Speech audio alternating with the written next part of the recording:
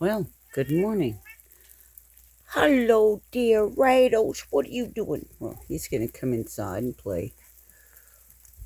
It's December 29th. We are in the middle of an ice storm.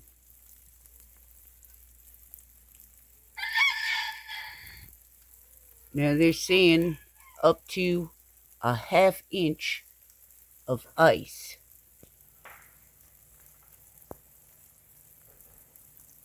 That was a big tree. Trees are starting to break. As you can see in my yard, there's already limbs down. The birch trees are all the way to the ground. Um,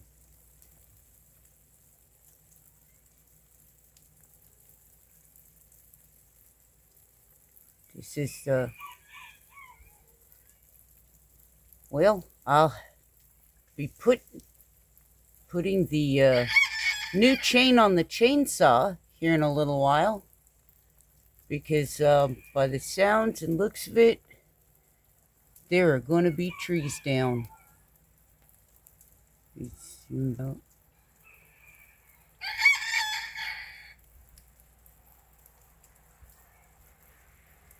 Well, everybody, have a nice day.